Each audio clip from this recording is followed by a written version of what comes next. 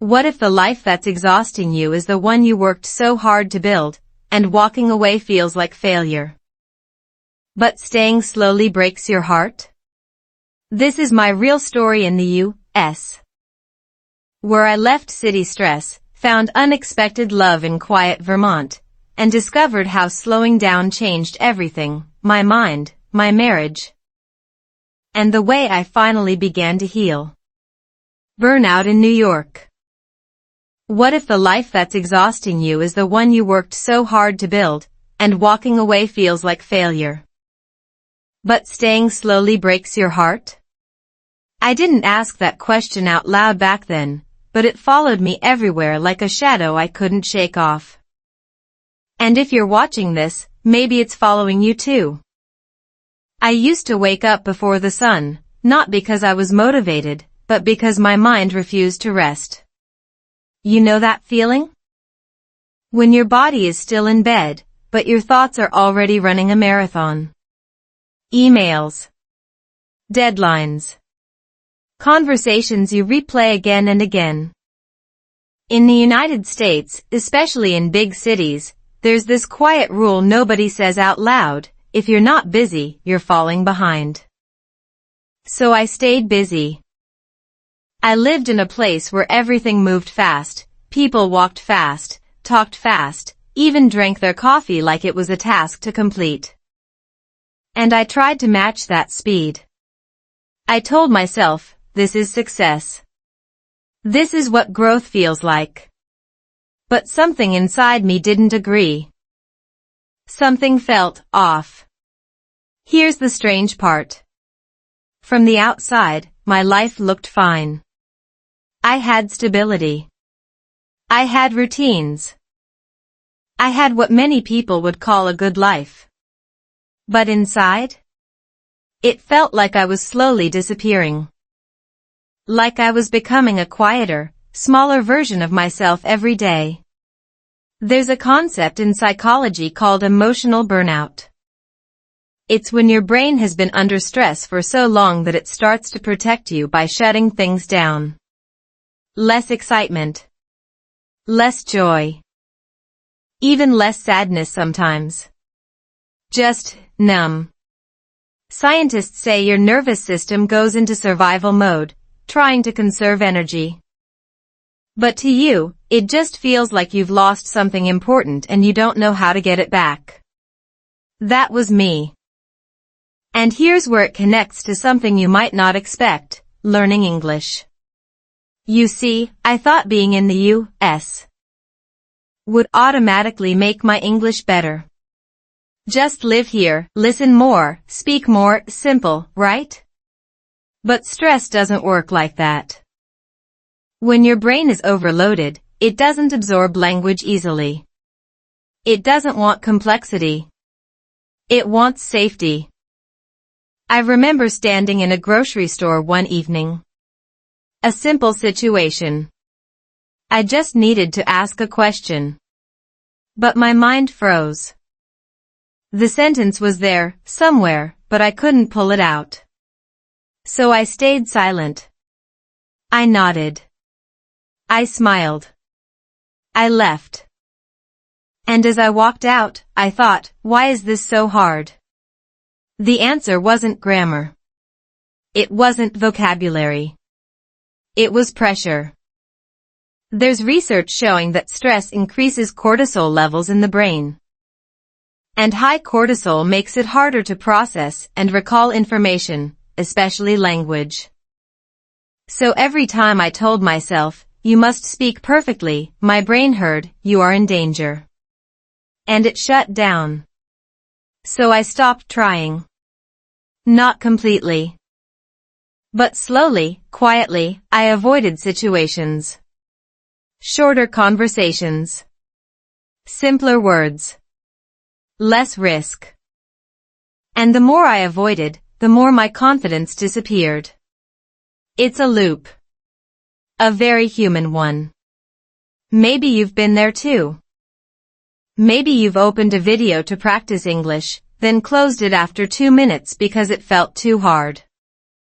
Maybe you've told yourself, I'll start tomorrow, more times than you can count. And maybe, deep down, it's not laziness.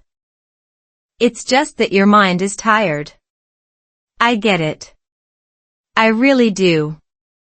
Because at that time, everything in my life felt like effort. Even small things. Even things that used to feel easy. And when life becomes one long list of things you have to do, you stop noticing the things you actually want to do. That's the quiet danger of city stress. It doesn't hit you all at once. It builds slowly. Day by day. Until one day, you wake up and realize you don't feel like yourself anymore. I remember one night very clearly. I was sitting alone, lights off, just the soft noise of the city outside the window. Cars passing. People talking somewhere far away. And I asked myself a question I had been avoiding for a long time. Is this really the life I want? Not the life that looks good. Not the life that sounds impressive.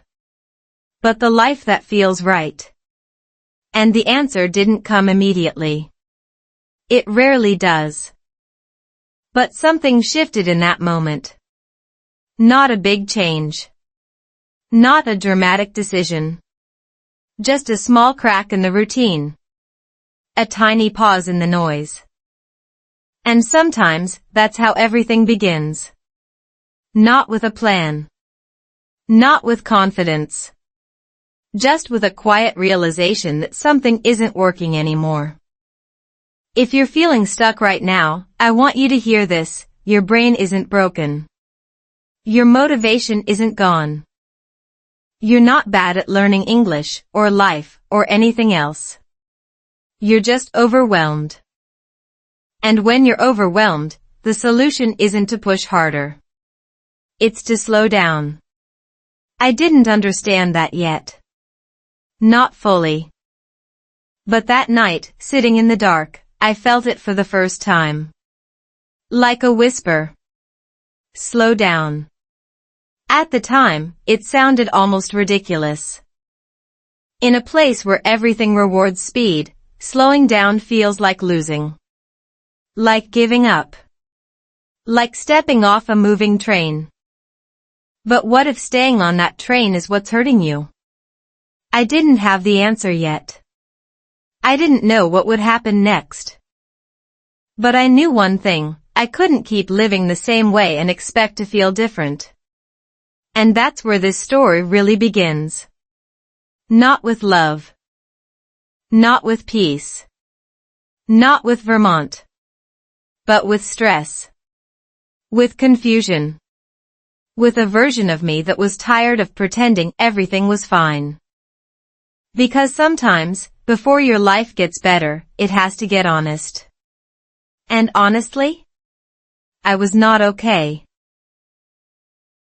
Why my heart felt empty. Have you ever had a moment where everything in your life looks fine, but you feel absolutely nothing? Not sadness. Not joy. Just a strange, quiet emptiness that follows you from morning to night. That feeling is dangerous, not because it's loud, but because it's silent. After that night I told you about, when I sat in the dark asking myself if this was really my life, something didn't magically change. There was no sudden motivation. No big breakthrough. The next morning, I still woke up tired. I still checked my phone too early. I still moved through my day like I was completing tasks instead of living moments. But now, I couldn't ignore it anymore. The emptiness. It's strange how the human brain works. When you're constantly busy, your mind doesn't have time to ask deeper questions. It just reacts. It survives. It checks the next box. But the moment things slow down, even a little, your thoughts get louder. And mine were loud. Why don't you feel happy? Why does everything feel heavy? Why are you so tired, even when you rest? I didn't have answers yet, but I started noticing patterns. For example, I realized that I was always waiting. Waiting for the weekend. Waiting for a vacation. Waiting for things to get better. But better never came. It just moved further away, like a destination that keeps changing every time you get closer. There's actually a psychological concept called the arrival fallacy. It's the belief that once you reach a certain goal, more money, a better job, a new relationship, you'll finally feel happy. But research shows that the brain quickly adapts. What once felt exciting becomes normal. And then you need the next thing. So you keep running. And I had been running for a long time. But here's the truth I didn't want to face. I wasn't chasing happiness anymore. I was chasing distraction. Because when I stopped moving, I felt empty. And that emptiness started affecting everything.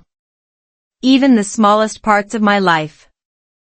Especially my ability to learn and use English.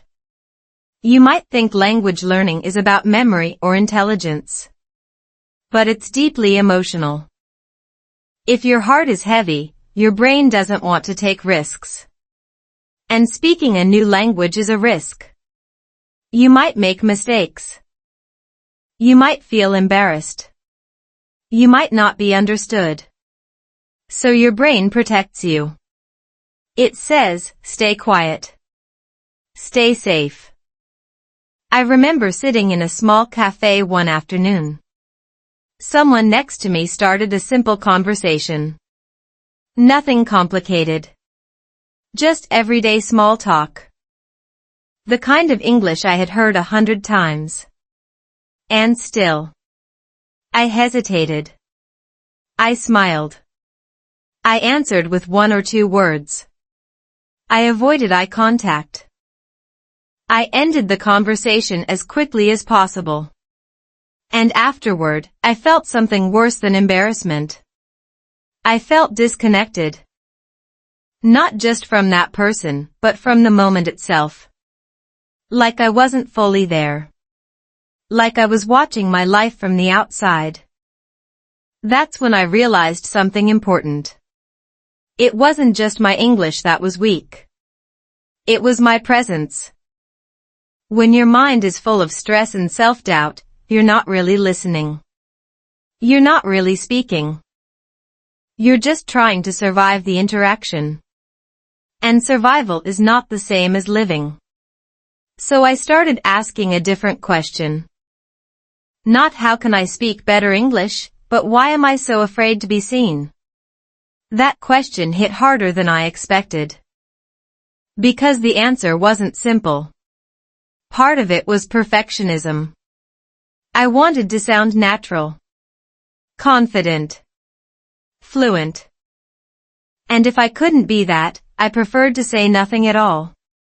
Part of it was comparison. Living in the U.S. You hear people speak fast, clearly, effortlessly. And your brain immediately says, you're not good enough. But the biggest part? I had lost connection with myself. And when you're not connected to yourself, it's very hard to connect with others, no matter what language you speak. There's a concept in neuroscience called emotional regulation. When your internal state is calm, your brain is more open, more flexible, more capable of learning. But when you're anxious or overwhelmed, your brain becomes defensive. It narrows your focus. It limits your ability to process new information. In simple terms, if you don't feel safe inside, your brain won't let you grow outside. That's why no method was working for me. More practice didn't help. More pressure didn't help. Even more exposure didn't help. Because the real problem wasn't outside. It was inside. And that's a hard thing to accept. Because it means you can't fix it quickly. You can't download a solution. You can't hack your way out of it. You have to slow down. You have to listen. You have to sit with the discomfort instead of running from it. And honestly, I didn't want to do that. Most people don't. It's much easier to stay busy, to scroll, to watch, to distract yourself until the day ends. But deep down, I knew something had to change. Because I couldn't keep living like this, half present, half alive, always tired, always waiting for something I couldn't even define. And that's when a very small, almost invisible shift began. Not a decision to move. Not a plan to change everything. Just a quiet thought. What if I don't need more? What if I need less? Less pressure. Less noise. Less speed. At first, it felt uncomfortable. Even scary. Because in a culture that celebrates productivity, doing less feels like falling behind. Like you're wasting time. Like you're losing control. But what if doing less is exactly what saves you? I didn't know it yet, but that question would lead me somewhere completely unexpected. Somewhere quieter. Somewhere slower. Somewhere that would change not only how I lived, but how I loved. And strangely enough, how I finally began to learn English, not perfectly, not quickly, but honestly.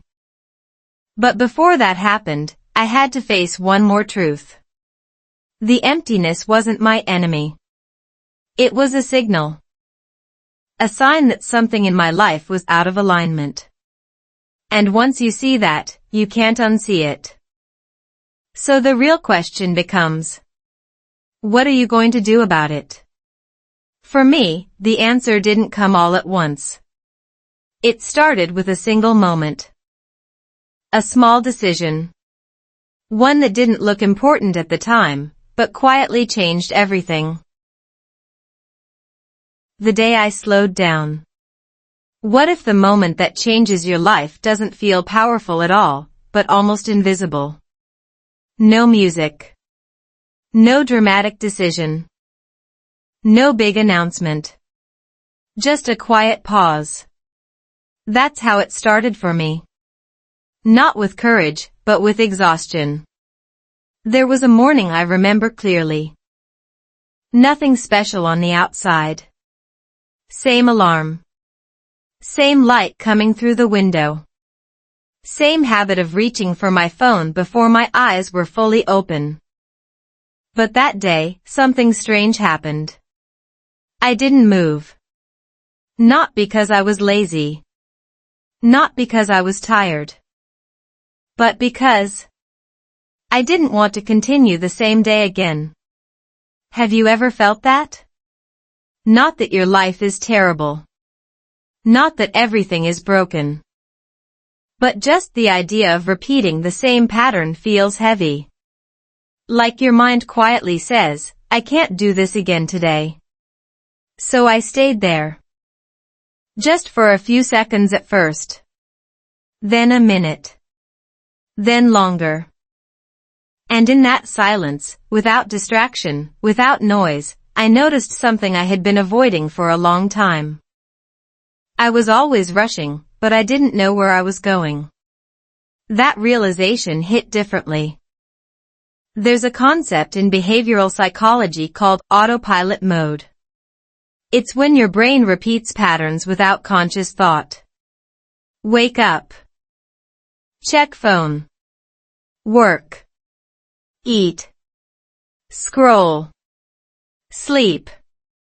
Repeat. It feels efficient. But over time, it disconnects you from your own life. You stop choosing. You start reacting.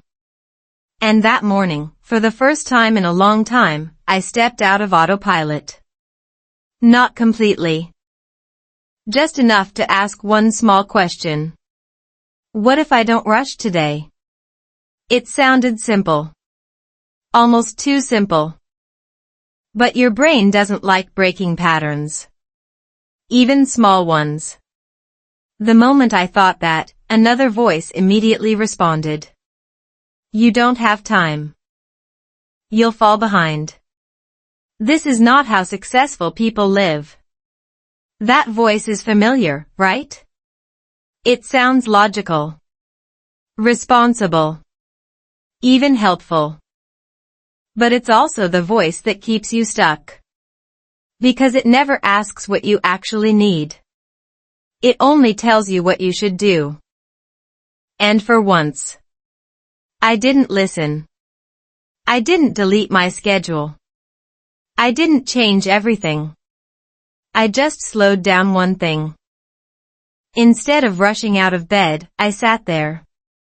I breathed. I looked around the room like I was seeing it for the first time. Then I got up, slowly. I made coffee without checking my phone. That alone felt uncomfortable. Almost unnatural. Like I was missing something important. But I wasn't. I was just present. And here's the surprising part, nothing bad happened. The world didn't collapse. My life didn't fall apart. I didn't suddenly fail at everything. But something inside me shifted.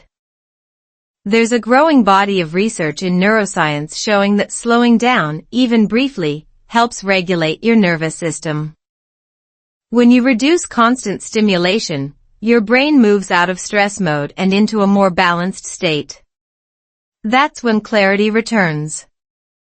That's when learning becomes easier. That's when you start to feel again. And I felt it. Not happiness. Not yet. But space. Space to think. Space to breathe. Space to notice. That day, I walked outside without headphones. No podcast. No music. Just the sound of the street, the wind, distant voices. At first, it felt boring. Then it felt peaceful. And then, it felt real. For the first time in a long time, I wasn't trying to escape the moment. I was inside it. And something interesting happened with my English too. Without pressure, without forcing myself, I started noticing words around me. Signs. Conversations. Small phrases people used naturally. Take your time. No rush. You're good. Simple English. Everyday English. And because I wasn't stressed, I remembered it. I even said a few words to myself, quietly, just to feel them. Not perfectly. Not confidently. Just honestly. And it worked. That's the part nobody tells you. You don't always need more effort to improve. Sometimes, you need less pressure. Because pressure blocks learning. But presence allows it. That day wasn't perfect. I still had responsibilities. I still had moments of stress. I still caught myself rushing again and again. But now, I was aware. And awareness changes everything. Because once you notice a pattern, you can't fully go back to ignoring it. Later that evening, I did something small that turned out to be very important. I said no. Nothing dramatic. Just a simple situation where I would normally say yes automatically, another task, another commitment, another way to stay busy. And instead, I paused. And I said, not today. It felt uncomfortable. But it also felt right. That's when I realized something deeper. Slowing down is not just about moving slower. It's about choosing differently. Choosing what matters. Choosing what to keep.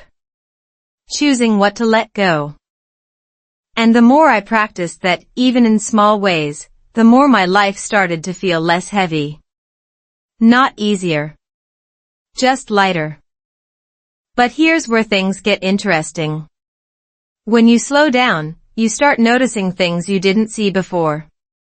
About your environment. About your habits. About the people around you. And sometimes, you notice that something bigger needs to change. At first, I thought slowing down would help me survive my current life. I didn't realize it was preparing me to change it. Because once you taste a different way of living, even for a moment, it becomes very hard to go back completely. And that's exactly what happened to me.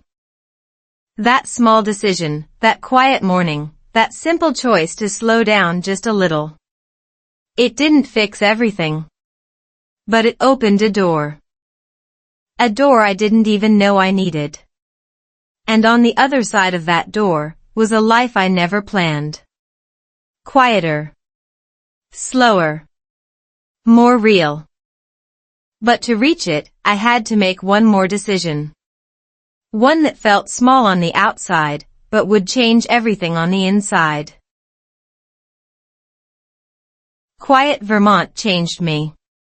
What if the place you are in is not wrong, but it's simply too loud for the version of you that is trying to grow? I didn't wake up one day and decide to change my entire life. That would be a better story, right? Something dramatic. Something bold.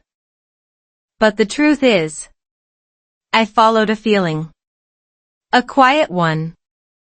After that morning when I first slowed down, I couldn't unfeel it. That small sense of space, that tiny moment of calm, it stayed with me. And suddenly, everything that felt normal before started to feel too much. Too fast. Too noisy. Too full. And once you notice that, your brain starts doing something interesting. It begins searching for contrast. For me, that contrast came from a simple idea. What would my life feel like if it were quieter? Not better. Not more successful. Just quieter. That question led me somewhere unexpected, Vermont. Now, if you've never heard much about Vermont, let me paint a picture for you. It's not a place that tries to impress you. There are no flashing lights, no constant rush, no pressure to prove anything. It's calm. The kind of calm that feels almost unfamiliar if you've lived in a big city too long. The first time I arrived, I remember thinking, is this it? No noise. No urgency. No chaos. Just trees. Open space. Fresh air that didn't feel rushed. And something inside me immediately resisted it. Because here's the truth no one tells you. When you've been living in stress for a long time, peace can feel uncomfortable. Your brain is used to stimulation. It's used to constant input. So when everything slows down, it doesn't always feel relaxing. At first, it feels empty. I remember sitting outside one afternoon, doing absolutely nothing. No phone. No task. No plan. And my mind started to panic. Shouldn't you be doing something? This is a waste of time. You're falling behind. That voice again. But this time, I recognized it. It wasn't truth. It was habit. There's a concept in neuroscience called baseline stress level. When your body gets used to high stress, it starts treating it as normal. So when things become calm, your brain thinks something is wrong. That's why slowing down feels uncomfortable at first. It's not because it's bad. It's because it's new. So I stayed. Not because it was easy, but because I was curious. And slowly, very slowly, something began to change. The noise in my head didn't disappear overnight. But it got quieter. The pressure didn't vanish. But it softened. And in that quiet space, I started noticing things I had ignored for a long time. Like how I breathed. Like how I walked. Like how I reacted to small moments. In the city, everything felt automatic. Here, everything felt intentional. Even simple things, like going to a small local store, felt different. People didn't rush. Conversations didn't feel forced. There was space between words. And that space changed how I experienced language. Instead of trying to keep up, I could actually listen. Instead of preparing my response while someone else was speaking, I could be present. And something surprising happened with my English. It became easier. Not because I studied more, but because I was less afraid. I remember one interaction clearly. I was buying something simple, and the person at the counter asked me a question. Normally, I would panic, rush my answer, or keep it as short as possible. But this time, I paused. Not a long pause. Just enough to think. And I answered slowly. Not perfectly. Not fluently. But clearly. And the other person smiled. Not because my English was amazing, but because the moment felt real. That's when it clicked for me. Language is not about speed. It's about connection. And connection needs space. In a place like Vermont, that space exists naturally. People are not trying to impress you. They're not rushing to the next thing. They're just there. And for the first time, I allowed myself to be there too. But Vermont didn't just change how I spoke. It changed how I felt. There's research showing that natural environments, trees, fresh air, open landscapes, help reduce cortisol levels in the body. That means less stress, clearer thinking, and better emotional balance. I didn't know the science at the time. I just knew that I felt lighter. Not happy all the time. Not suddenly perfect. But lighter. Like I was carrying less weight in my mind. And when your mind feels lighter, everything else becomes easier. Learning. Speaking. Connecting. Even loving. But I didn't know that yet.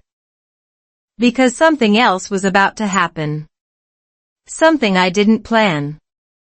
Something I didn't expect. Something that would challenge everything I thought I understood about connection, about language, and about myself. Because when your life slows down, you start noticing people differently. Not just how they speak, but how they exist. And one day, in the middle of that quiet, simple, slow life, I noticed someone. At first, it didn't feel important. Just a normal moment. A passing interaction. But sometimes, the most important changes in your life don't announce themselves. They begin quietly. Just like everything else in Vermont. And that moment? That small, ordinary moment was the beginning of something that would change my life in a way I never expected. Not fast. Not dramatic. But real. And it all started with a conversation I almost didn't have. Simple English, real life. What if the reason your English isn't improving is not because it's too hard, but because you're trying too hard? That sounds strange, right? We're taught that more effort equals more results. Study more. Practice more. Push harder. But what if your brain doesn't actually learn best under pressure? What if it learns best when it feels safe? That's exactly what I started to discover in Vermont. Not in a classroom. Not with a textbook. but in the most ordinary, almost forgettable moments of daily life. At first, I didn't even call it learning. I just called it living. I would wake up, make coffee, step outside, and hear simple phrases floating around me. People greeting each other. Small talk at a distance. Casual, slow conversations that didn't feel rushed. Good morning. How's your day going? Take your time. Nothing complicated. But here's what made it different. I wasn't trying to memorize anything. I was just listening. And because I wasn't stressed, my brain didn't resist it. There's a principle in language learning called comprehensible input. It means your brain absorbs language best when you understand most of it, but not all. Just enough to stay curious, not overwhelmed. In the city, everything felt too fast. Too complex. Too much. But here? The English matched my pace. Slow. Clear. Human.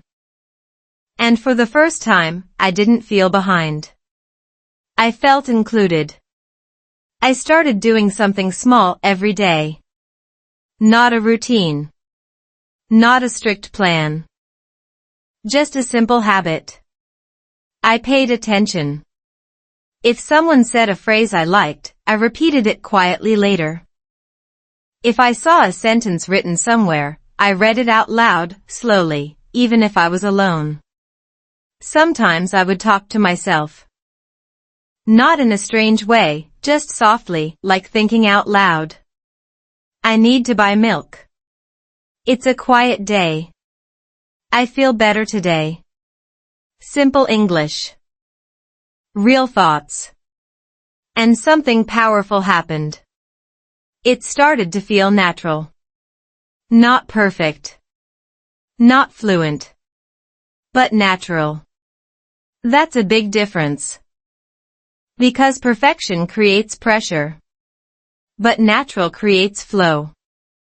There's research in neuroscience showing that when you repeat simple, meaningful language in a relaxed state, your brain builds stronger neural connections. That means the language sticks, not because you forced it, but because you used it. And I was finally using it. Not for a test. Not to impress anyone. But to live. I remember one moment that really stayed with me. I was at a small local place, and someone asked me a simple question. Are you enjoying the weather? Now, this is not a difficult sentence. I had heard it before. I understood it. But in the past, I would have answered quickly, maybe too quickly. Just to escape the moment. Yeah, it's good. Short. Safe. Done. But this time, something was different. I paused. Not because I didn't understand, but because I allowed myself to think. And then I answered, slowly. Yes. I think I like this kind of quiet weather. It makes me feel calm. It wasn't perfect. But it was real. And the conversation didn't end there. The other person responded. We exchanged a few more sentences. Nothing deep. Nothing dramatic. But I stayed in the moment. That was new for me. And after it ended, I didn't feel tired. I felt proud. Not because my English was amazing. But because I didn't run away. That's when I realized something important. Confidence doesn't come from speaking perfectly. It comes from staying present, even when it's uncomfortable. And the more I stayed, the easier it became. Day by day, sentence by sentence, my English started to grow. But not in the way I expected. I didn't suddenly use complex grammar. I didn't become fast or fluent overnight. Instead, I became clearer, more honest, more connected. And that changed everything. Because language is not just words. It's how you show yourself to the world. And for a long time, I had been hiding. Behind short answers. Behind silence. Behind the fear of making mistakes. But here, in this slower life, I started to come out of that. Gently. Naturally. And something else started to change too. My relationship with mistakes. Before, every mistake felt like failure. Proof that I wasn't good enough. That I didn't belong. But now? Mistakes felt normal. Even useful. Because every time I made one and kept going, my brain learned something new. Not just about language, but about safety. It learned that I could make a mistake, and nothing bad would happen. That's powerful. Because fear disappears when your brain no longer sees danger. And without fear, learning becomes easier. That's why slowing down worked. Not because it gave me more time. But because it removed the pressure. And without pressure, I could finally learn in a way that felt human. But here's the part one didn't expect. As my English became more natural, my conversations became longer. And as my conversations became longer, something else started to grow. Connection. Real connection. Not just exchanging words, but sharing moments. And one of those moments would change everything. Because there was someone I kept seeing. Not intentionally. Not planned. Just there. At first, it was nothing. A familiar face. A passing glance. A simple hello. But in a place where life moves slowly, small things don't stay small for long. They grow. And this? This was about to grow into something I didn't see coming. Something that would test my English. Test my confidence. Test my heart. Because learning a language is one thing. But learning how to open yourself to another person, in that language? That's something completely different. And I wasn't ready for it. Or at least, I thought I wasn't. A stranger who felt familiar. What if the person who changes your life doesn't arrive with fireworks, but with a quiet hello you almost ignore? It sounds like the beginning of a movie, right? But in real life, it's never that obvious. There's no music playing in the background. No slow motion moment. No sign that says, pay attention, this is important. There's just a normal day. And that's exactly how it happened.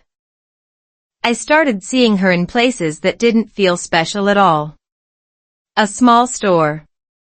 A quiet walking path. Once near a coffee spot where people didn't rush in or out. At first, I didn't think anything of it. Just another familiar face. You know how your brain works in a small, quiet place, it starts recognizing patterns. Faces become familiar even if you've never spoken. You nod. You smile politely. And then you move on. That's what we did. A small nod. A brief smile. Nothing more. But something felt different. Not intense. Not dramatic. Just comfortable. And that feeling caught my attention. Because comfort was something I hadn't felt in a long time, especially around new people, especially in English. Usually, meeting someone new came with pressure. What should I say? What if I make a mistake? What if they don't understand me? But with her, that voice was quieter. Not gone. Just softer. And that made a difference. The first real conversation we had was simple. Almost forgettable, if you looked at it from the outside. She said, "Hey, I think I've seen you around." And for a second, my old habit came back. Short answer. Escape quickly. Keep it safe. But something in me paused. That same pause I had been practicing. And I answered. Yeah. I think so too. This place is small. Not perfect. Not impressive. But enough. And she smiled. Not in a polite way, but in a real way. Like she was actually there, not just going through the motion of conversation. And then she said something that stayed with me. I like it here. It's quiet. Now, that sentence could have ended the conversation. But it didn't. Because for the first time, I didn't feel the need to rush. So I added. Yeah, it's different from the city. Slower, but better, I think. And just like that, something opened. We didn't talk for long. Just a few minutes. Simple sentences. Easy words. But when it ended, I didn't feel drained. I felt curious. That was new. Because curiosity is the opposite of fear. And for a long time, fear had been controlling my interactions. But now, something else was taking its place. Interest. I started noticing her more after that. Not in an intense way. Just aware. The way she spoke, calm, unhurried. The way she listened to a fully, without interrupting. The way she didn't seem to care about sounding perfect. And that last part? That changed something in me. Because I realized something important. She wasn't trying to impress me. She was just being herself. And somehow, that made it easier for me to do the same. There's a concept in psychology called emotional mirroring. It means we naturally reflect the energy of the person we're interacting with. If someone is tense, we become tense. If someone is relaxed, we relax.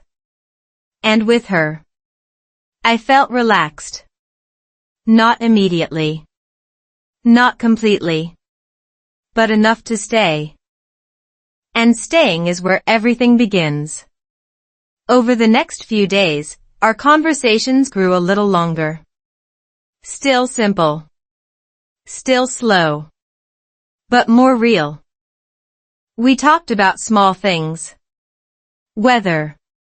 Daily routines. Favorite quiet places.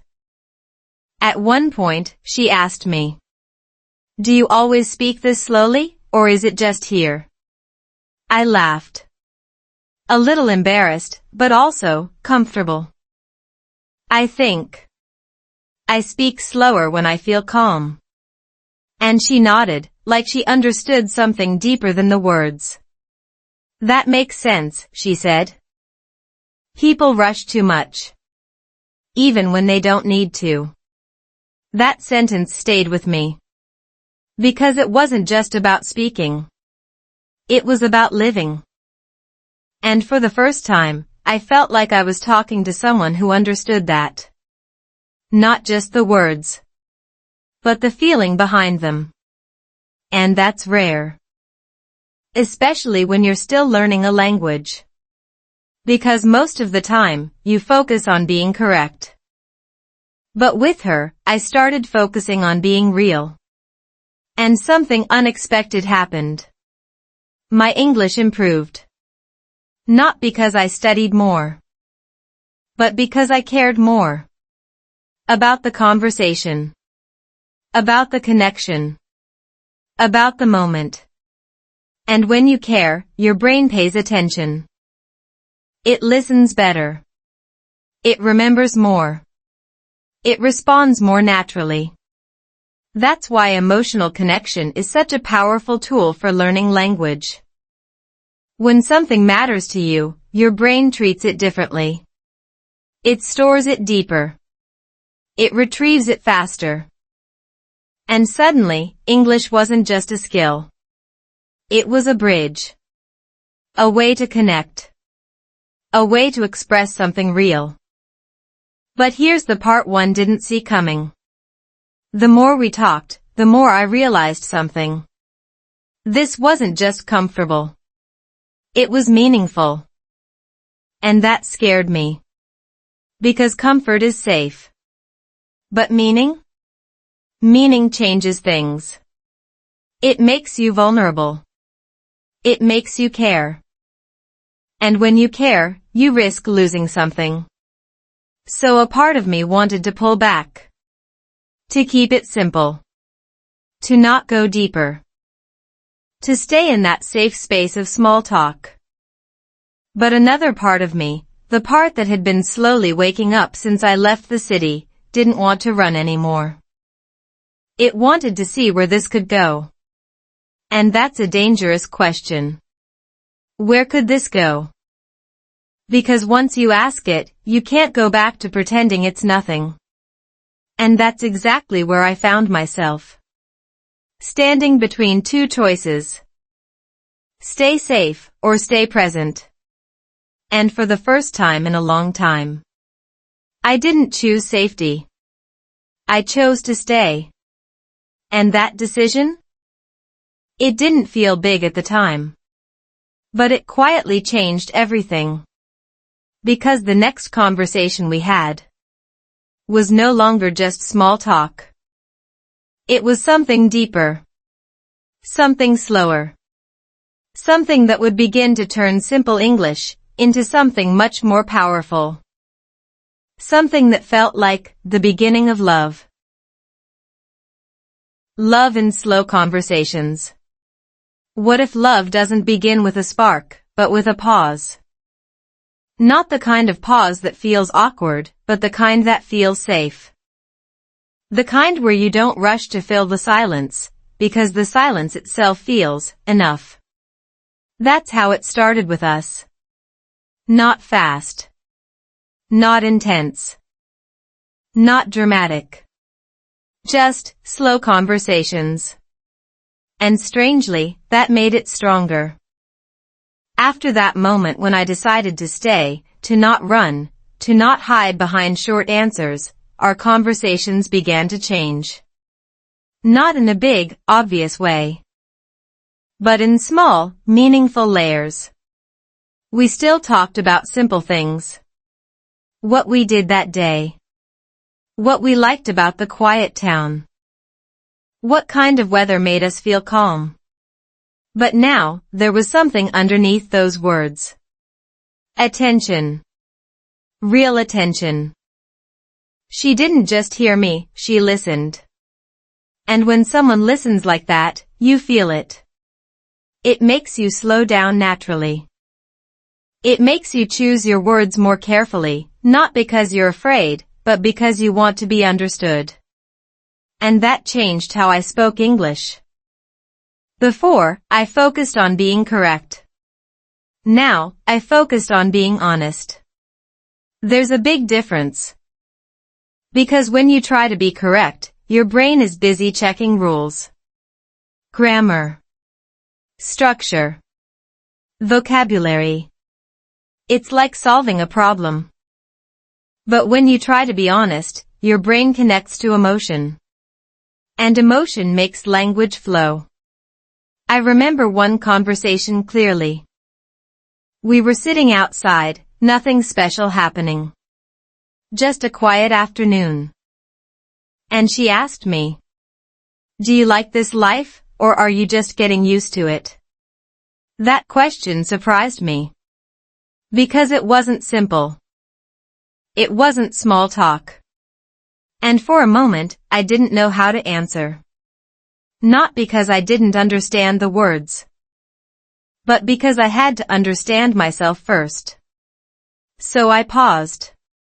Not out of fear, but out of respect for the question. And then I said, slowly, I think I'm learning to like it. Before, everything felt too fast. Now, I can think. I can breathe. It wasn't perfect English, but it was a real answer. And she didn't interrupt. She didn't correct me. She just listened. Then she said something that stayed with me. That sounds like peace. Peace. Such a simple word. But in that moment, it felt bigger than anything I had been chasing before. And that's when I realized something important. We weren't just exchanging words. We were sharing meaning. And meaning is where connection grows. Over time, our conversations became deeper. Still slow. Still simple. But more personal. We talked about past experiences. About things we used to believe. About how life in the U.S. can feel different depending on how fast you're trying to live it. At one point, I told her. In the city, I always felt like I had to be someone else. Faster. Better. More confident. And she asked. And here? I smiled a little. Here. I feel like I can be a little more myself. Even if my English is not perfect. She looked at me and said. Maybe that's why it feels easier to talk to you. That moment changed something. Because for a long time, I believed that better English would make me more confident. But now, I was starting to see the opposite. Being more myself made my English better. There's a psychological principle behind this. When you feel accepted, your brain relaxes. And when your brain relaxes, it processes language more smoothly. Words come easier. Thoughts connect faster. That's why environment matters so much. Not just where you live, but who you talk to. And with her, I felt safe enough to be imperfect. And that's where real growth happens. But here's the part one didn't expect. The more we talked, the more I started to care. Not in a sudden, overwhelming way. But in a quiet, steady way. Like something growing slowly beneath the surface. And that scared me a little. Because caring means risk. It means you're no longer just observing your life. You're inside it. And when you're inside it, you can feel it. The good. The uncertain. The unknown. One day, during another simple conversation, she said, You've changed since the first time we talked. I laughed softly. Really? How? She thought for a moment. You don't rush anymore. Even when you don't know what to say, you stay. That sentence hit me. Because she was right. Before, I would escape uncomfortable moments. Now, I stayed in them. Not because they were easy, but because they were real. And that's when I understood something deeper. Love doesn't grow from perfect words. It grows from presence. From staying. From listening. From allowing silence to exist without fear. And that kind of love doesn't need to be loud. It just needs to be real. But here's where things became more complicated. Because as our connection grew stronger, differences started to appear. Not big ones at first. Just small things. Different ways of thinking. Different habits. Different expectations about life. At first, they seemed easy to ignore. But over time, they became harder to avoid. And that's where the real test begins. Not when everything feels good. but when things feel uncertain. Because slow love is not always easy. It gives you time to see everything clearly. And sometimes, what you see challenges you. And that's exactly what was about to happen. Because the next phase of our story was not about connection. It was about understanding. And understanding is where many relationships either grow stronger or quietly fall apart. Differences that tested us. What if the hardest part of love isn't finding the right person, but understanding them when they're different from you? Not in big, obvious ways, but in small, quiet ways that slowly build up over time. At first, everything between us felt easy. Too easy, actually. Our conversations were calm. Our pace matched. Our energy felt aligned. It almost felt like we had skipped the difficult part. But real life doesn't skip anything. It just waits. And then, little by little, it shows you what you didn't notice in the beginning. It started with small differences. The kind you can ignore at first. The kind you laugh about. Like how she liked to plan things ahead, simple things like what to do next weekend, where to go, what time to meet. And me? I had just come from a life where everything felt overplanned. So now, I preferred to go with the flow. No rush, I would say. Let's just see how we feel. At first, she smiled. But over time, I noticed something in her expression. Not frustration, but uncertainty. And that's how it begins. Not with arguments, but with small misunderstandings. There's a concept in relationship psychology called microfriction. These are tiny moments of misalignment, differences in habits, expectations, or communication styles. On their own, they seem harmless. But over time, they accumulate. And if you don't address them, they grow. One afternoon, we had a conversation that felt slightly different. Not dramatic. Not loud. But heavier. She asked me, "Do you always decide things at the last minute?" Her tone wasn't angry. But it wasn't light either. And for a moment, I felt that old instinct again, the urge to protect myself. To give a quick answer. To avoid the discomfort. To keep things easy. But I didn't. I paused. And I said, "I think I'm still learning how to not feel pressured all the time." That was the truth. But truth doesn't always solve everything. She nodded slowly. "I understand that," she said. "But sometimes I need a little certainty too." That sentence stayed in the air.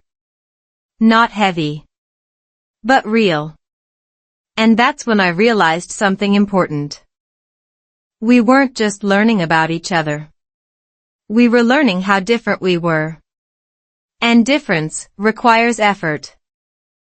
Not the kind of effort that feels forced, but the kind that asks you to listen beyond your own perspective. And that's not easy. Especially when you're still learning a language. Because now, it's not just about finding the right words. It's about expressing something deeper. Something emotional. And emotional language is harder. There were moments when I struggled to explain how I felt. Not because I didn't feel anything, but because I didn't know how to say it clearly. And in those moments, silence could easily become misunderstanding.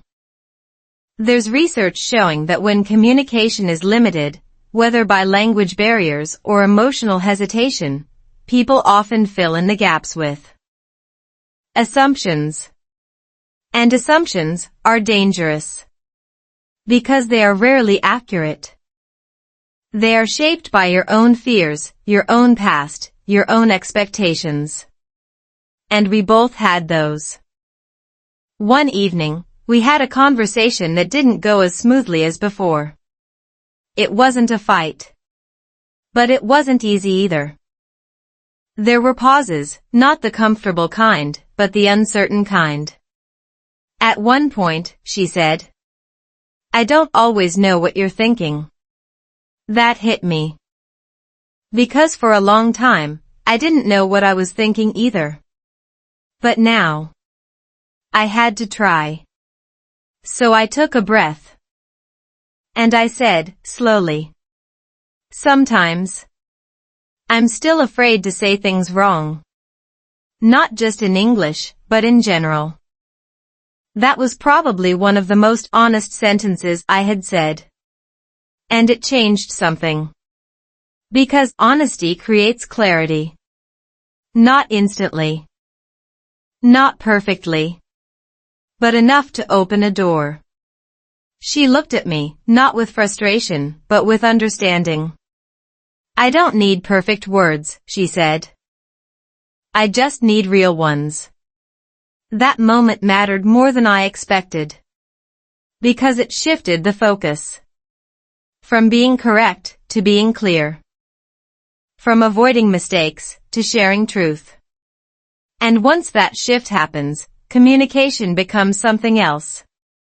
Not easier, but deeper. We started doing something new after that. We slowed down even more. Not just in how we spoke, but in how we listened. If something felt unclear, we didn't ignore it. We asked. If something felt uncomfortable, we didn't escape it. We stayed.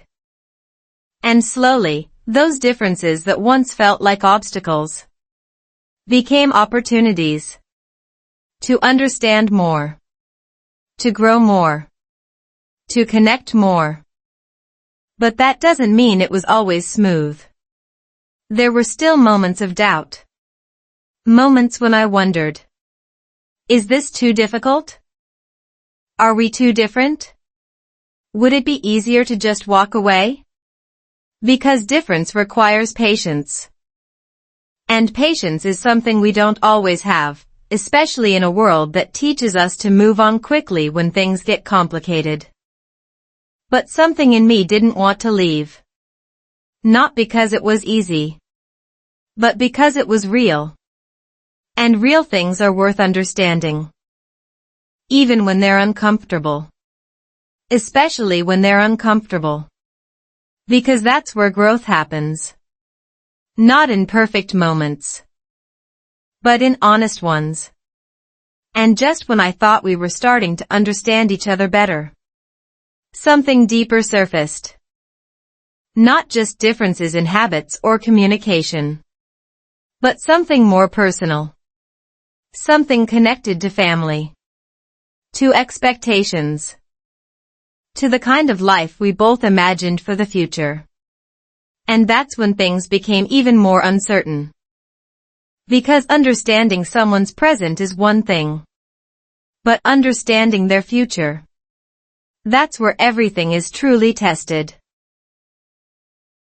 When love felt uncertain. What if the moment you realize you truly care about someone is the exact moment you start thinking about walking away? Not because you don't feel anything, but because you feel too much. That's where things became complicated for us. Up until that point, everything had been growing slowly, naturally. We had built something calm, something real, something that didn't rely on intensity or drama. And maybe that's why I wasn't prepared for what came next. Because when love is quiet, uncertainty feels louder. It didn't happen all at once. It never does. It started with deeper conversations about the future. Not in a heavy, we need to decide everything now kind of way. Just, naturally. The kind of conversations that come up when two people spend enough time together. What do you want your life to look like in a few years?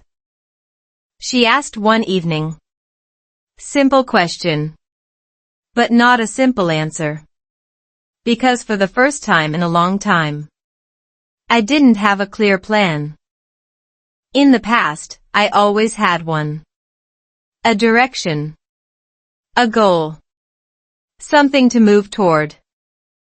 But now, after everything I had gone through, after slowing down, after letting go of that constant pressure, I wasn't sure anymore.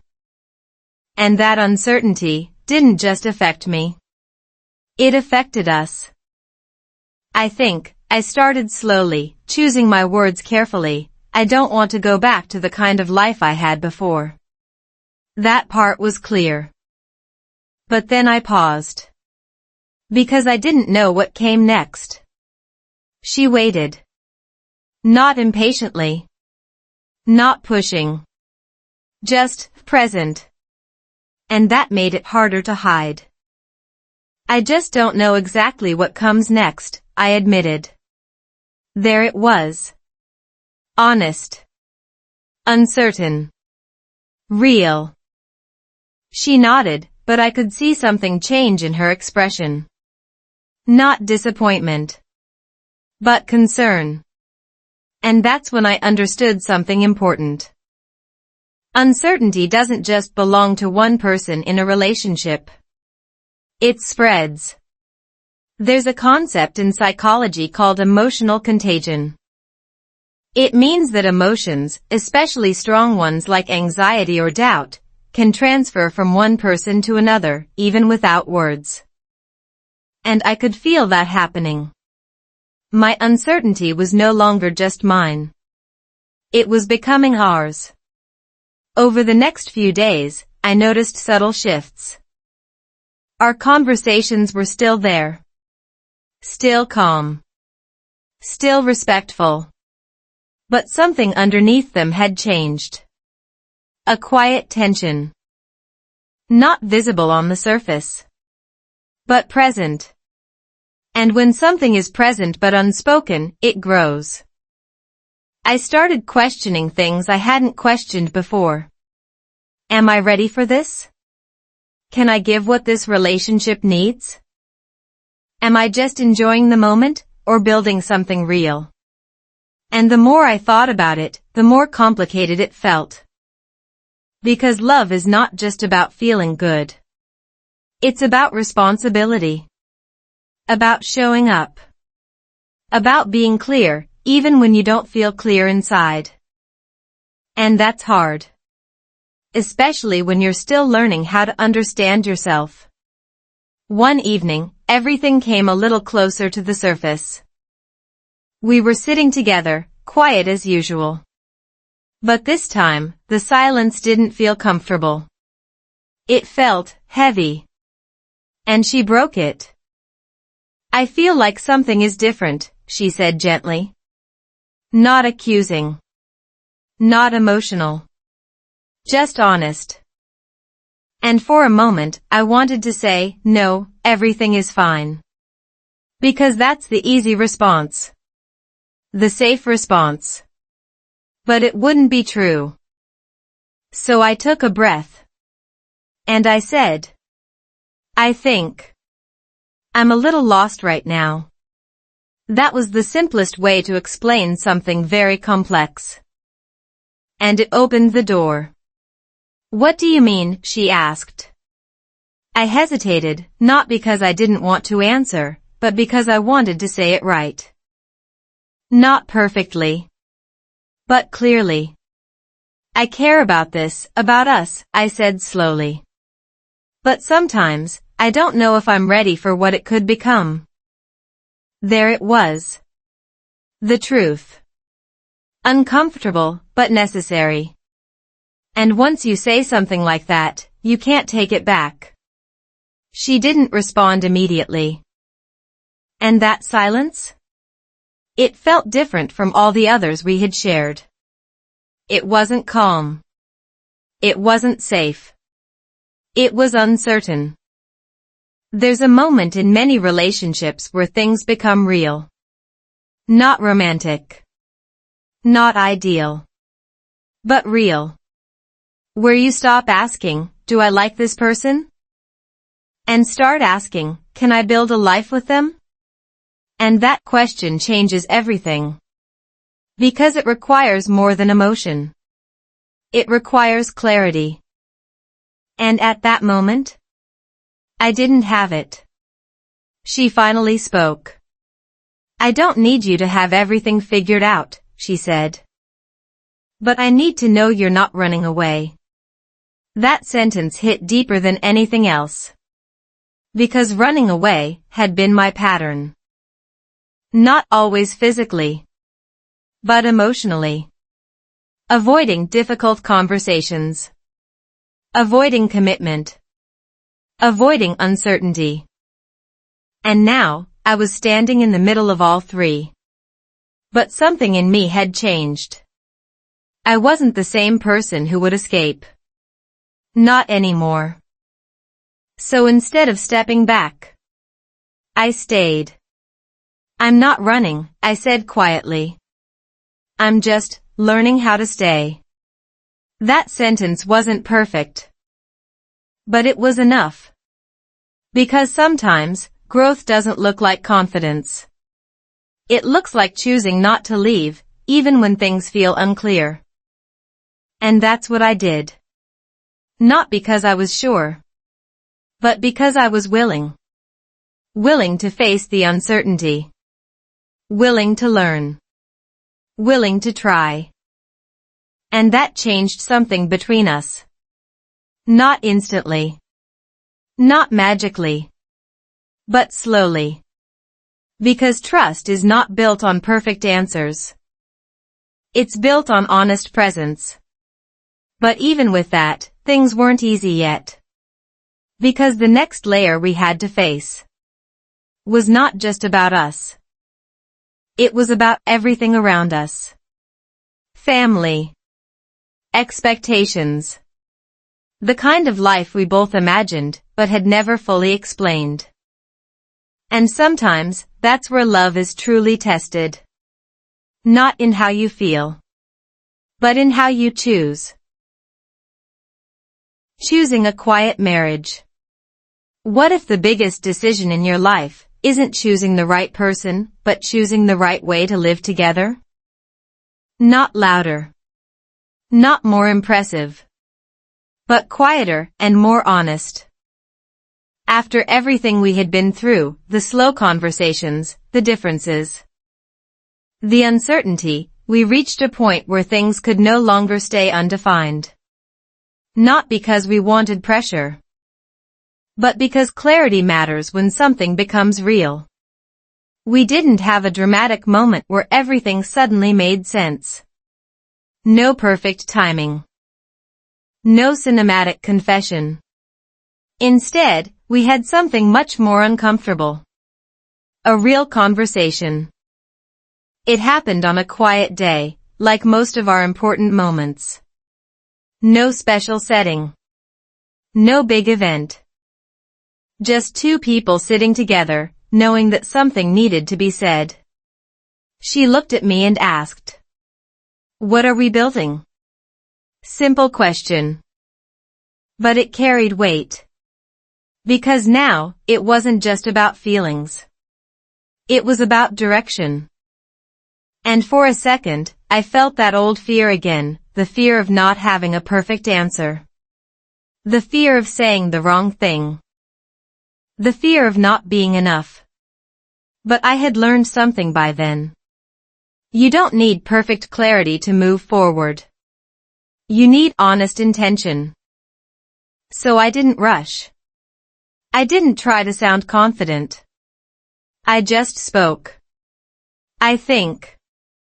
I want something calm, I said slowly. Not the kind of life where everything is always busy or stressful. I want something real. Something we don't have to escape from. There was a pause. Not uncomfortable. Just thoughtful. And then she said something that changed everything. Me too. Two simple words. But they carried alignment. Not perfect agreement on every detail. but a shared direction. And that's what matters. Because relationships don't work just because two people like each other. They work because two people choose the same kind of life. There's a concept in relationship science called lifestyle compatibility. It's not about having the same personality or the same interests, it's about wanting a similar rhythm of life. Fast or slow. Structured or flexible. Quiet or social. And without realizing it, we had been moving toward the same rhythm. A slower one. A quieter one. A more intentional one. But choosing that path wasn't as easy as saying yes. Because the world around us doesn't always support quiet choices. In the U.S., there's a strong culture of ambition, productivity, constant growth. Bigger goals. Better results. More success. And while there's nothing wrong with that, it creates a certain expectation that your life should always be moving forward. Faster. Higher. More. So choosing a quiet marriage felt almost like going against that current. We talked about that. What if people think we're not doing enough? I asked one time. She smiled slightly. Doing enough for who? That question stayed with me. Because for a long time, I had been living based on what enough looked like to others. Not what felt enough to me. And that's a dangerous way to live. Because it disconnects you from your own life. So we made a decision. Not a big, public decision. But a quiet one. We chose to build something simple. Not easy. But simple. A life where we could wake up without rushing. A life where conversations mattered more than schedules. A life where we didn't need to constantly prove anything. And yes, that also meant choosing marriage. But not in the way people usually talk about it. Not as a milestone. Not as an achievement. But as a commitment to that kind of life. Together. And that decision didn't come with excitement alone. It came with questions. Real ones. Can we handle the differences that will come? Can we communicate when things get difficult? Can we stay, even when it's uncomfortable? Because marriage is not just about the good moments. It's about how you handle the uncertain ones. And we had already experienced some of those. The misunderstandings. The doubts. The moments where things felt unclear. But instead of seeing those as warning signs, we started seeing them as preparation. Because every challenge had taught us something. How to listen. How to slow down. How to stay present. And those are the skills that sustain something long-term. Not perfect communication. Not constant happiness. But the ability to return to each other, again and again. There was one moment that made everything feel real. Not official. But real. We were talking about something small, what our days usually looked like, what we enjoyed, what made us feel at peace. And she said, I don't need a big life. I just need a life that feels right. That sentence felt like a reflection of everything I had been learning. Because for so long, I thought I needed more to feel complete. More success. More progress. More achievement. But now? Less felt better. Less noise. Less pressure. Less pretending. And in that space, something real had grown. Something we both recognized. And chose. But here's the part people don't talk about enough. Choosing a quiet life doesn't mean your life becomes easy. It just means your challenges become more honest. Because when you remove distractions, you can't hide anymore. You see everything clearly. Your habits. Your patterns. Your emotions. And that includes the responsibility of building something stable. Something lasting. Something that goes beyond just the two of you. Because eventually, the question changes again. Not just, what are we building together? But, what are we building for the future? And that's where the next chapter begins. Because love doesn't stop at two people. It grows. It expands. It becomes something bigger. And we were about to experience that in a way that would change everything, once again. A family built on calm days. What if the life you once thought was too simple becomes the one thing you never want to lose? Not because it's perfect, but because it finally feels real. After we chose that quiet path together, life didn't suddenly become magical. There were no dramatic transformations, no instant clarity about everything ahead. Instead, something much more subtle happened. Our days became steady. And at first, that steadiness felt unfamiliar. Because when you've lived in stress for a long time, you expect something to go wrong. You wait for disruption. You prepare for chaos, even when it's not there. But here? There were mornings that started without urgency. No rushing. No pressure. No feeling like you were already behind. Just light coming through the window, and the quiet awareness that you had time. And slowly, I started trusting that feeling. We built routines, not strict ones, but gentle ones. Coffee in the morning. Short conversations about the day ahead. Moments of silence that didn't need to be filled. And those small things became everything. There's a concept in psychology called emotional stability through repetition. It means that when your brain experiences consistent, calm patterns over time, it begins to feel safe. And when you feel safe, your mind stops searching for problems that aren't there. That's what was happening to me. For the first time in a long time, I wasn't waiting for something to break. I was living. And then, life expanded. Not suddenly. Not dramatically. But naturally. We started talking about the future in a different way. Not as a plan to control everything. But as something we were slowly stepping into. And one day, that conversation became real. We were going to have children. Even saying that felt different from anything before. Because now, it wasn't just about us.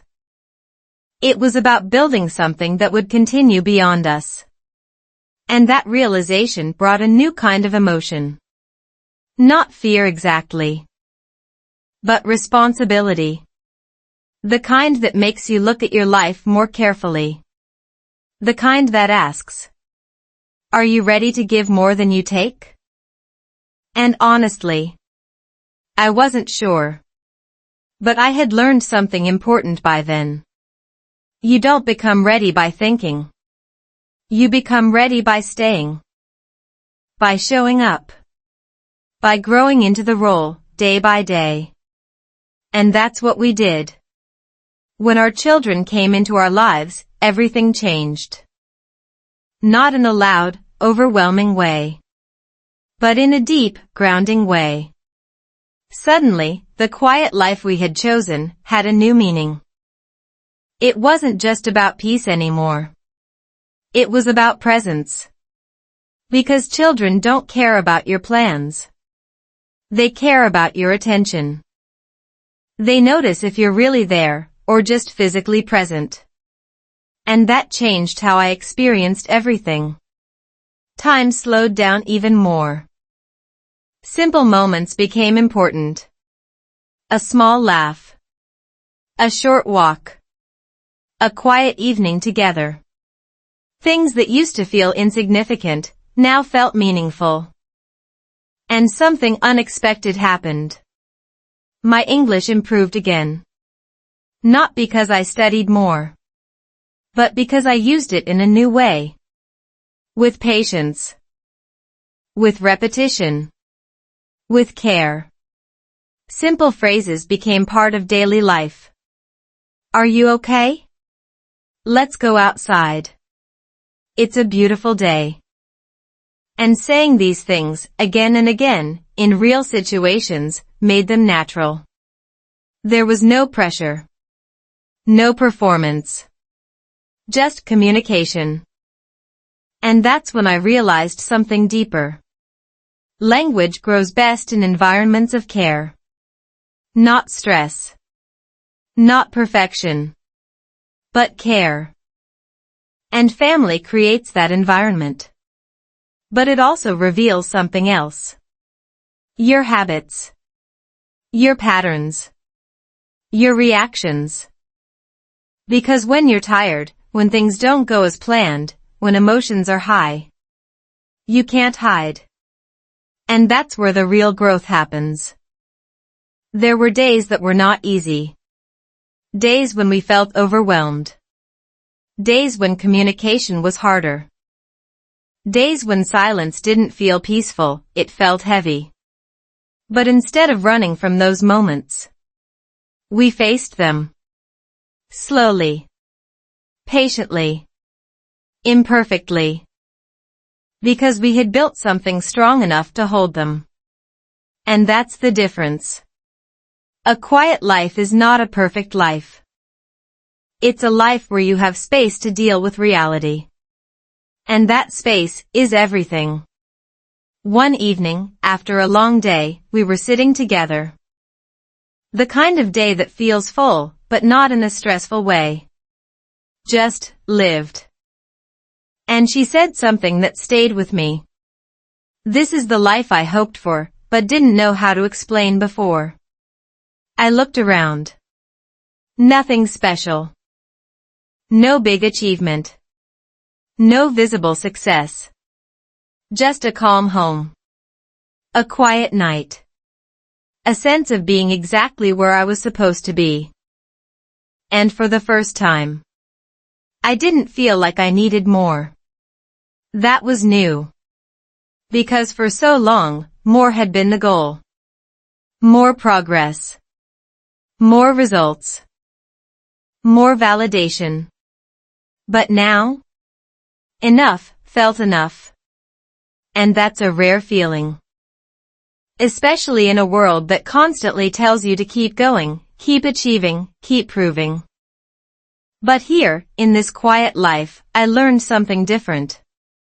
You don't always need to add more to your life. Sometimes, you need to remove what doesn't matter. The noise. The pressure. The constant comparison. And what remains is something real. But here's the question that stayed with me.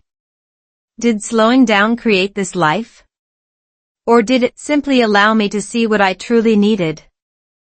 Because not everyone chooses this path. Not everyone wants this kind of life. And that's okay. But for me, it changed everything. And in the final part of this story, I want to answer the question that started it all. Not with theory. Not with advice. But with truth. Did slowing down really heal my heart? Or did it just change the way I see the world? The answer is not as simple as you might think. Did slowing down heal me? What if slowing down doesn't fix your life, but reveals what was quietly breaking it all along? That's the question I've been carrying from the very beginning. Not as a theory. Not as advice. But as something I had to live through, slowly, imperfectly, honestly. Because when I first stepped away from that fast, overwhelming life, I didn't think I was healing. I thought I was just escaping. Escaping stress. Escaping pressure. Escaping a version of myself that felt too tired to continue. And for a while, I questioned that decision. Was I avoiding reality? Was I falling behind? Was I choosing comfort over growth? Those thoughts didn't disappear just because my environment changed. They followed me. Quietly. Persistently. Because here's the truth most people don't talk about. You can change your surroundings, but you still carry your mind with you. And your mind doesn't reset overnight. There were days, even in that peaceful, quiet life, when I felt the old patterns come back. The need to rush. The fear of not doing enough. The voice that whispered, you should be more. And that's when I realized something important. Slowing down doesn't remove your problems. It removes your distractions. And when the distractions are gone, you finally see everything clearly. Your habits. Your fears. Your beliefs about yourself. At first, that clarity is uncomfortable. Because you can't hide anymore. You can't blame the environment. You can't say, I'm just too busy. You can't postpone dealing with what's inside. You have to face it. And that's where real change begins. Not in comfort, but in awareness. There's a concept in psychology called self-confrontation. It's the moment when you stop avoiding your internal reality and begin to understand it. Not judge it. Not fix it immediately. Just understand it. And that's what slowing down gave me. Time to notice. Time to reflect. Time to see patterns that had been running my life without me realizing it. Like how I connected my value to productivity. Like how I avoided difficult emotions by staying busy. Like how I believed I needed to be perfect, in language, in relationships, in everything, to be accepted. And once I saw those patterns, I couldn't unsee them. That's when healing actually started. Not when life became easy, but when I became honest. Honest about what I needed. Honest about what I feared. Honest about what I was ready to change, and what I wasn't. And here's the surprising part. Healing didn't feel like a big transformation. It felt like small shifts. Subtle changes in how I responded to things. For example, when I made a mistake in English, I didn't panic. I stayed. I corrected it slowly. I moved on. That's growth. When a difficult conversation came up, I didn't avoid it. I listened. I spoke, even if my words weren't perfect. That's growth. When I felt overwhelmed, I didn't immediately distract myself. I paused. I breathed. I allowed the feeling to exist, without running from it. That's growth. And over time, those small moments built something bigger. Not perfection, but stability. The kind of stability that doesn't depend on external success. The kind that stays, even when things are uncertain. And that's what changed everything. Because once you have that, you don't need to chase as much. You don't need to prove as much. You don't need to rush as much. You just live. And that's when I understood the answer to the question. Did slowing down heal my heart? Not completely. Not instantly. But yes, in a way that mattered. It didn't erase my past. It didn't remove every fear. It didn't make life perfect. But it gave me something I didn't have before. Connection. Connection to myself. Connection to others. Connection to the present moment. And that connection is what I was missing all along. Without it, life felt empty. With it, even simple moments felt full. And that's the real shift. Not from failure to success, but from disconnection to presence.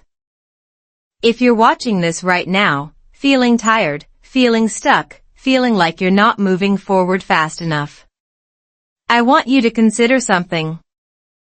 Maybe the answer is not to push harder. Maybe it's not to do more. Maybe it's not to become someone else. Maybe it's to slow down. Not forever.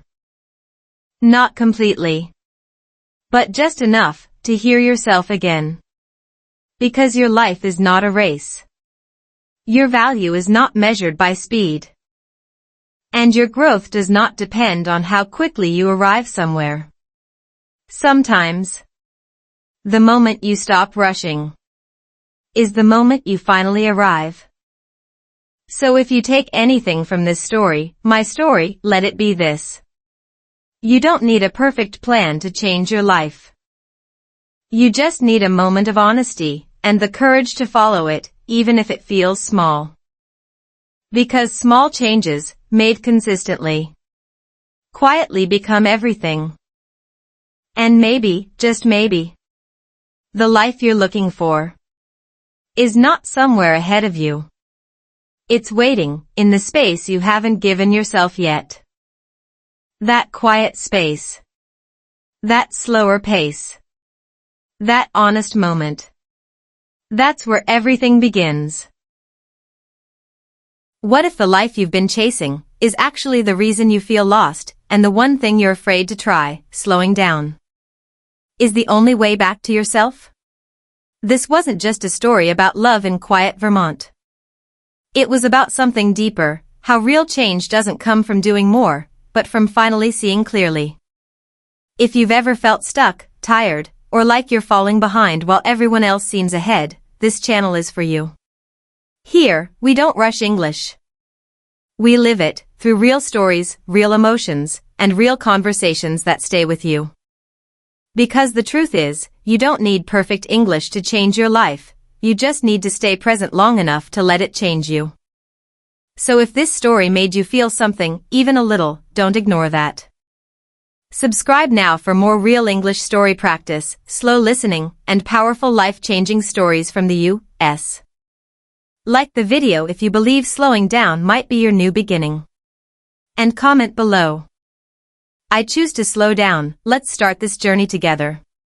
Because your next chapter? It doesn't start when you're ready. It starts the moment you stop running.